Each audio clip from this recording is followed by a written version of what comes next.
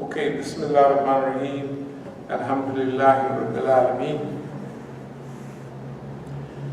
Abu Hurairah radiallahu anhu reported that the Messenger of Allah sallallahu alayhi wa sallam said, wealth is not in vast riches, but wealth is in self-contentment.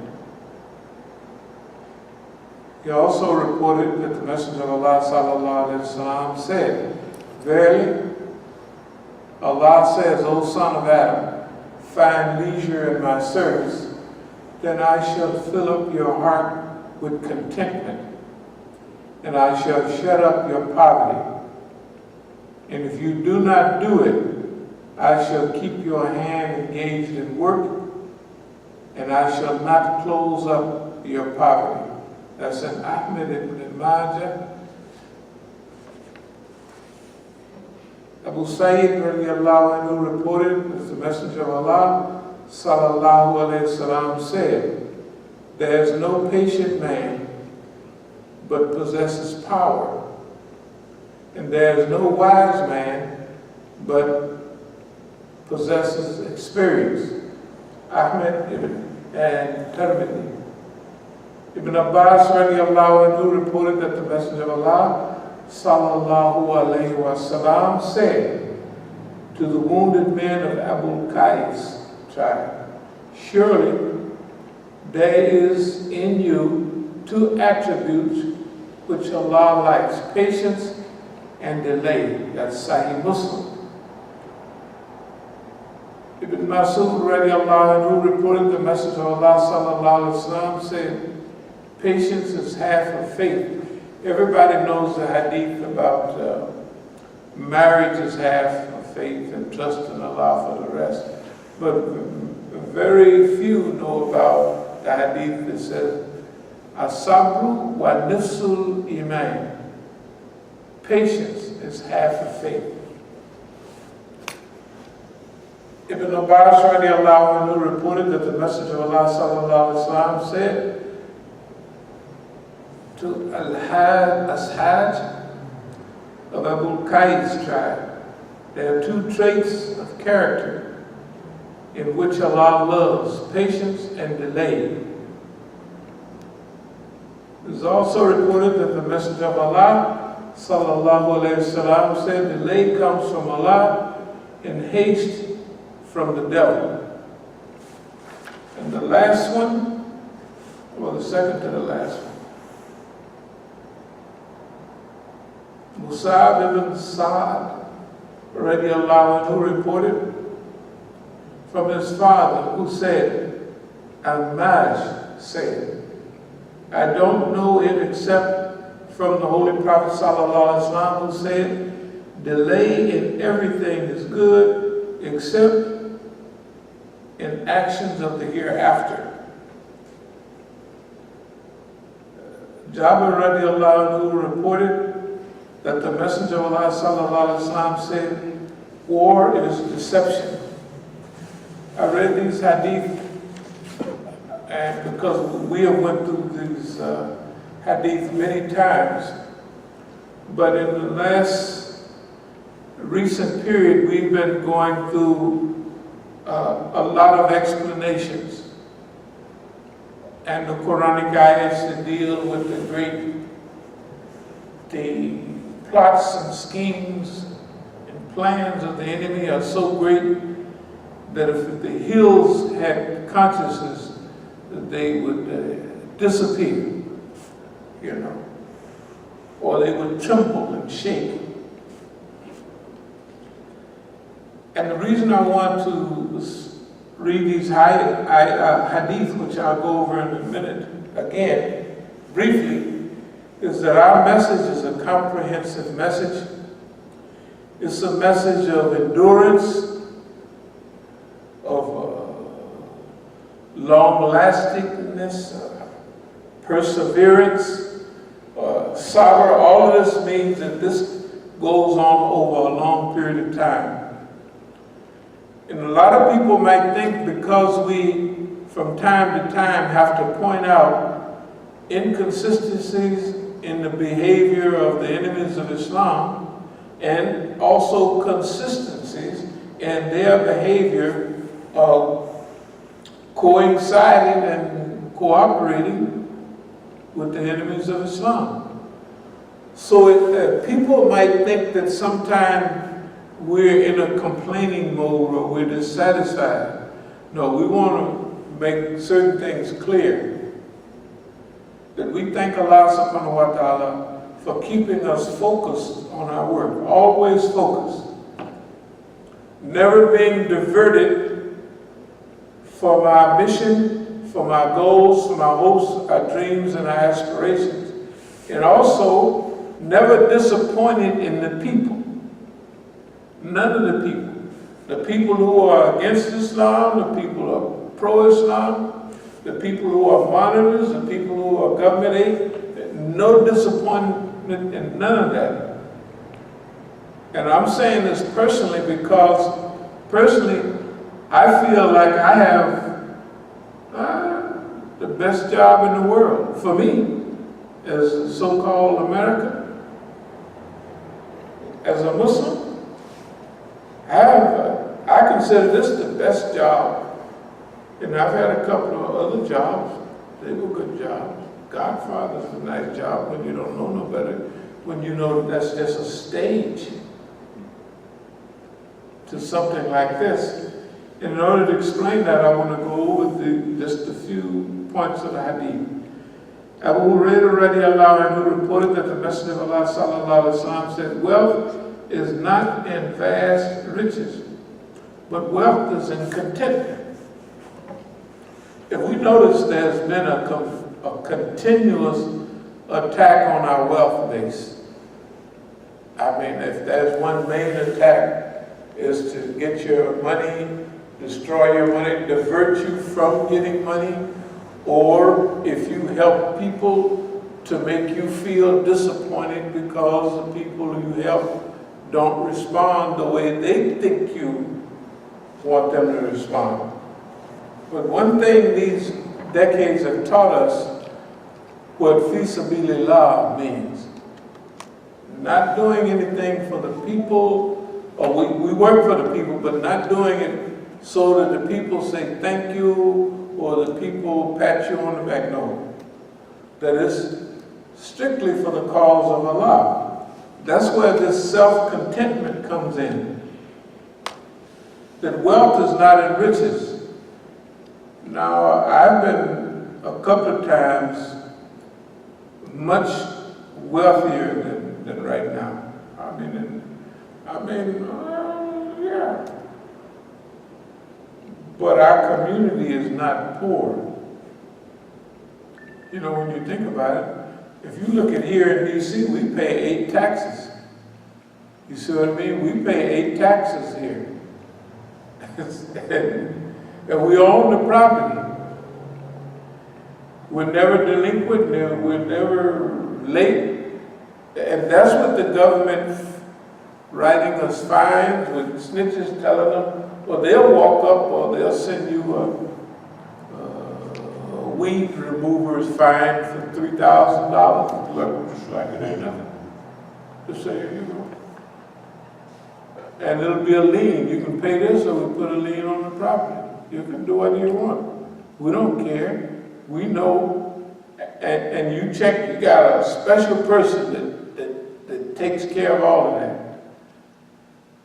And they ain't sent you nothing, they ain't said nothing, and you know we're going to keep the grass cut and everything. They send it to you. Now we're wealthier than all the other groups, and all the other groups are on the government payroll. And they ain't got no visible enemies. You see what I mean? There's nobody that goes out and talks against them, works against them, and to say that they're the enemies of truth, or whatever they say. So this hadith says that wealth is not in riches, but wealth is in self-contentment. Now that's the thing about that we're talking about now. You know, even the thing about wealth and contentment is that all of those old tapes and CDs, DVDs, of them that I like the best is The Right to Be Rich. It's the same as the 17 Principles of Wealth. This is one of the oldest, but one of the best. Napoleon Hill, Think and Grow Rich. That's one of the best books on positive thinking, motivation. And it's one of the oldest.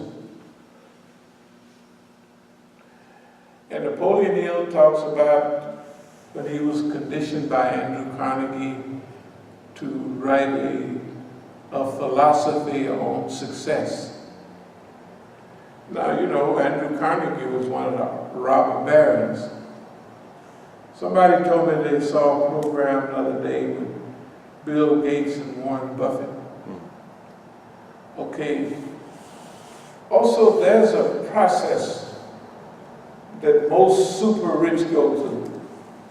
The first stage is acquiring knowledge and information and understanding, developing goals, all of that. The learning stage.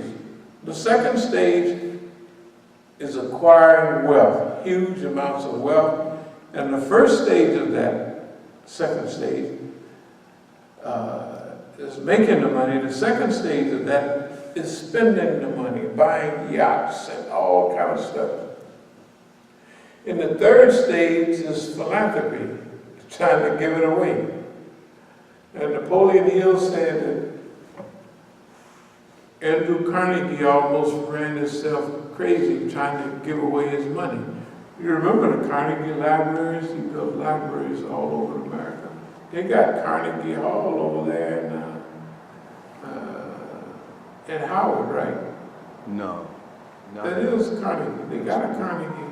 Don't they have a Carnegie? They got Crampton. That's Crampton. Crampton? Yeah, that's not. The big one is Crampton. Yeah, they don't have a Carnegie. Nothing. They don't have no Carnegie at Howard? I thought they had somewhere around there they got a Carnegie. But anyway, he spent his wealth, the last part of his life trying to give away money. You know why? The other thing that Napoleon Hill said, after knowing all of these great rich people, he said none of them got a chance to really enjoy their wealth. Now think about it, the wealthiest people are the saddest when they're telling everybody that the road to happiness is through the door of wealth. But what we're saying is what the Hadith say, that wealth is not in riches, it's in contentment. That's why I say we have the best job in the world. Why? Because we're contented with it. And then it says, O son of Adam, find leisure in my service, and then I will fill up your heart with contentment, and I shall shut up your poverty. And if you do not do it, I shall keep your hands engaged in work, and I shall not close up your poverty. This is very clear. To find leisure in service, like the coach saying, boys, you can learn everything you can learn on the field. Now, go out there on that field and have fun. You train till the training is coming out of your ears. You practice till you can do it in your sleep, right? Now, all of y'all go out there and have fun. Why? Because definitely all of us that's been involved in any sport or any activity, if we're having fun, it's easy. And you never watch the clock when you're having fun, right? Never. Everybody call you, tell you it's time to come home, it's time to close over. And you say, what? But if you're on a job you don't like, what are you doing? Looking up at the doggone clock. And when you have fun, the clock goes like this. When you're on a job you don't like, the clock goes like this.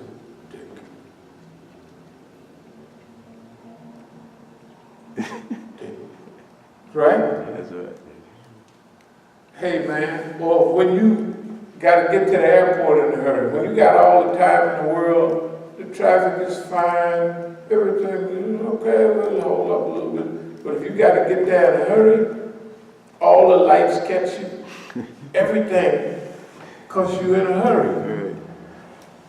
And I mean that to say that, for me, the Prophet, peace be upon him, is saying find leisure in work. That means make it your hobby. And also, like when they take our money and everything and do all of that, we don't necessarily feel bad, nor does it stop us from doing what we do. Like, we cooked food yesterday.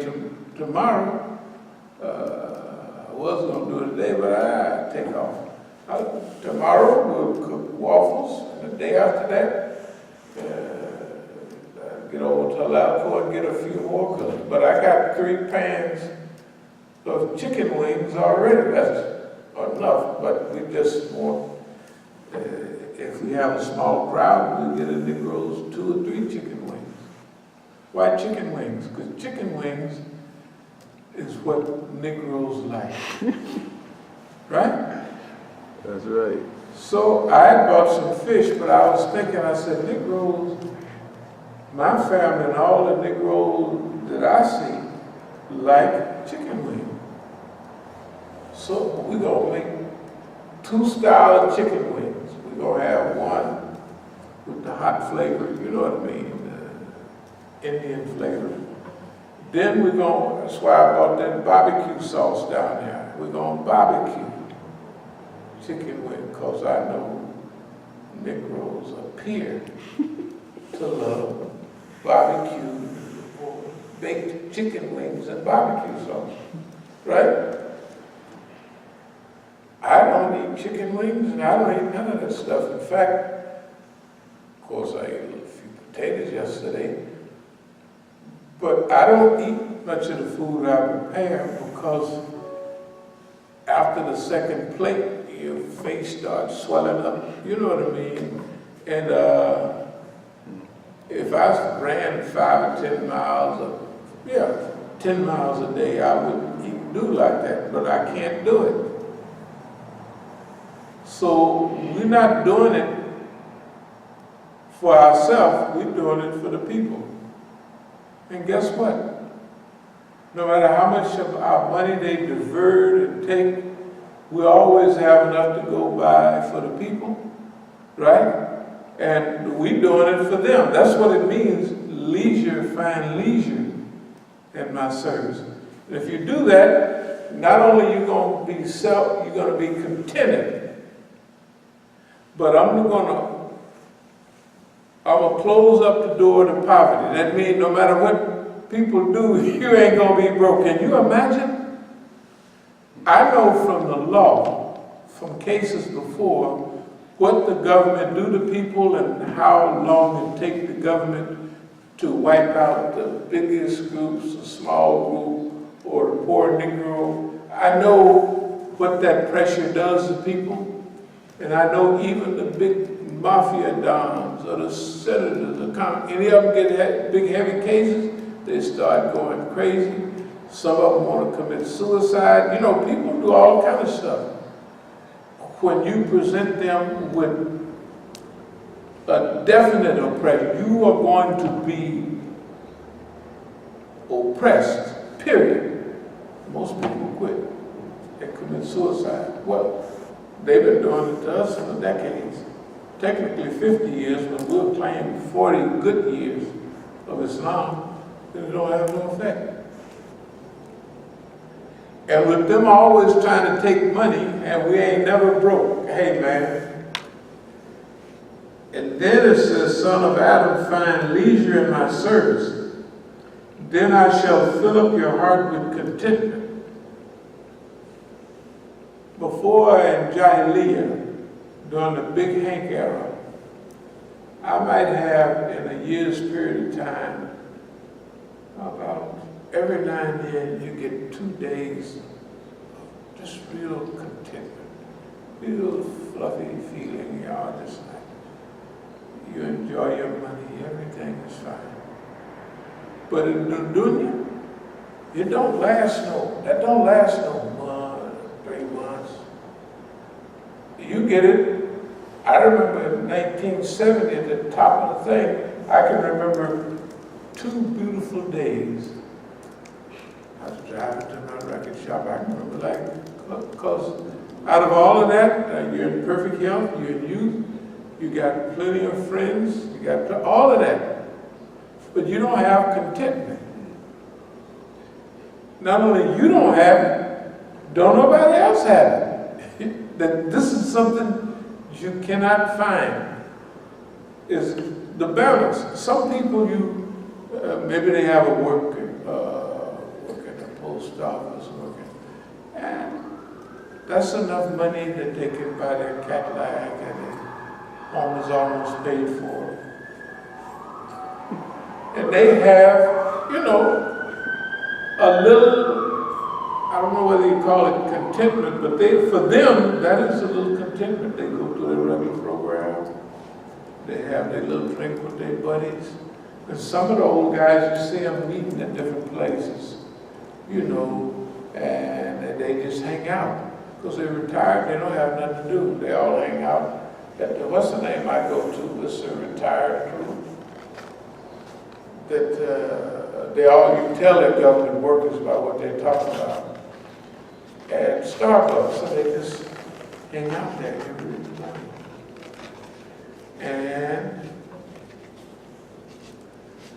But the balance between motivation and contentment is serious. What I mean is to be contented and still be motivated to do bigger and greater and important things is difficult. Because contentment produces, you want to maintain, that you don't want to upset that. So somebody come ask you to do something and you say, that might throw off my retirement income, that might throw off my, I don't do that. Right? So you have mild contentment that you can understand in this world. Not this type of contentment from the Hadith is different. This contentment from Hadith is totally different from, like I say, I can remember I had 2 days of contentment when I was young, wealthy, and everything. And I had every now and then you might get a couple more. But not like this. These are month-long, year-long. The shortest run you can have is a month or 2 weeks where you're so high you want to come down. So you do something to bring your contentment level down, or your natural high level down from 90 to about 80, whereas maybe everybody else is around 55, 60 at best.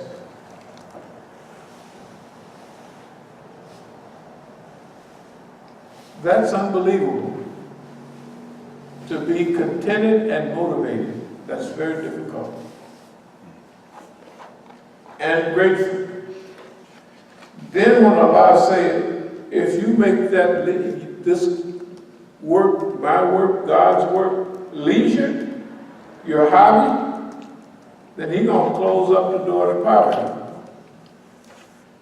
And if you don't, you're going to be working hard from now on, and you still ain't going to get nowhere. Look at all of our people. Not our people, but look at Siraj and look at Madi Brave and look at all the people around. They cut our throats, sold us out and everything, and the white man used them for about whatever the period of time is. For a while, you can't look on the TV or the radio, and there they are, you can't get away from them. Then after the white man is finished, you can't find them. Where are they at? That's pitiful. Is their job good as ours? Absolutely not. Because Allah gives you the best job in history. And if you have had good jobs before, you know what a good job is.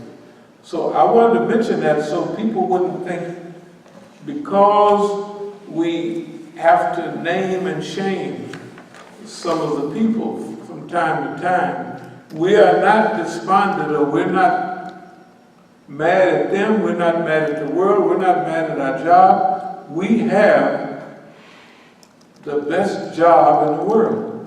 I think the only person that might have a better job to me maybe is the Rahman. That's the way I feel. And if he likes his job as much as I do, he's a fortunate man. And we know also that everything associated with this job is from Allah. And Allah says in the Quran, I made men and jinn to serve me. Therefore, when the enemies of Islam have a scheme against you and they collect everybody and they think they're doing you harm, they're working for God. And they don't know, I mean, they read the Quran and Allah said, I only made men and jinn to serve me. So, Don them don't say, well, let's go out and old George them, let's help the Muslim and that old good man, Imam Musa and all the brothers and sisters around that Masjid, we want to help. They don't say that. They say, let's finish them niggas off. Here's the plan. What do you think? What do you think?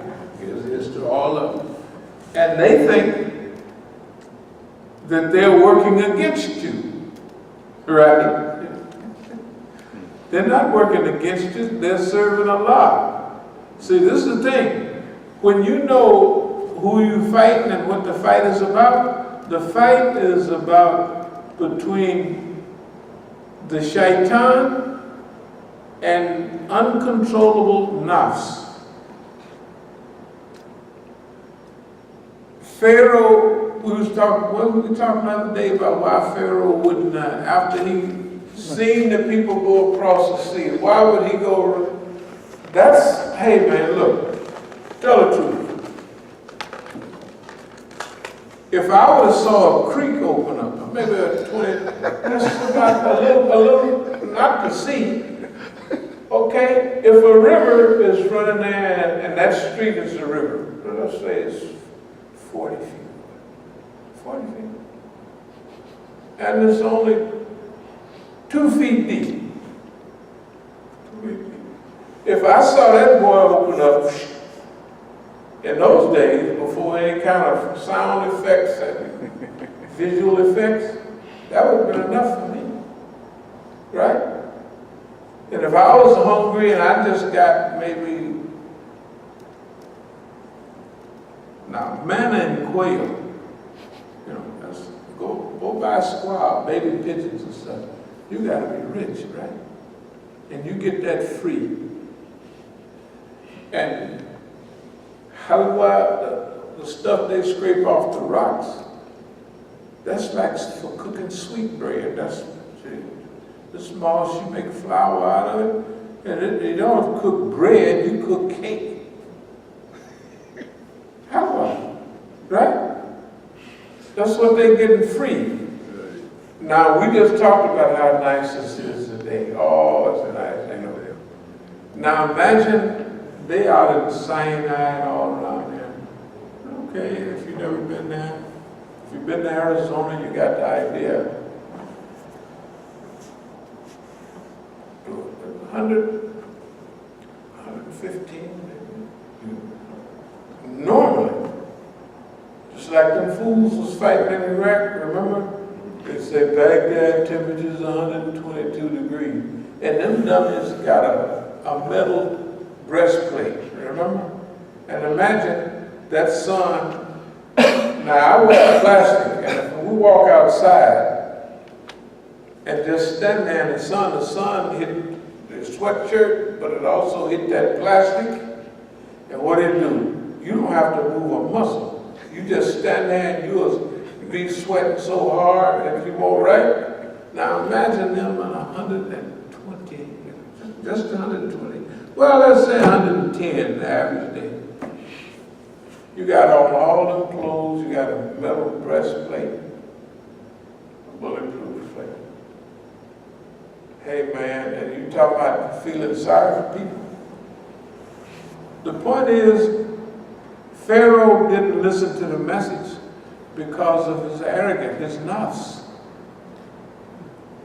Who's pushing nafs? Shaitan. They all work, it says in Job. Nafs became your illah, right? And then you're just like a dog. You just, no matter what you do, he lolls out his tongue, right? Shaitan is the enemy. We know who our enemy is. The people are being used by the shaitan. So we don't hate the people, we hate the shaitan. And what we're trying to help heal is bringing balance to the nafs. That's what the war, we know what the war is about. It's not just social justice and all that. So, we'll speed up. Abu Sa'id reported the Messenger of Allah sallallahu alaihi wasallam said, "There's no patient man but possesses power, and no wise man but possesses experience. Experience is a monster." Why is this a good job? We've been dealing with this system, let's just say 50 years, but 40 good years. Conscious, 40 years I'm talking about is conscious years.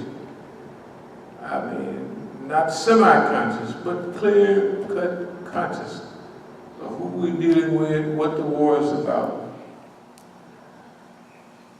But experience, man, is unbelievable. Because experience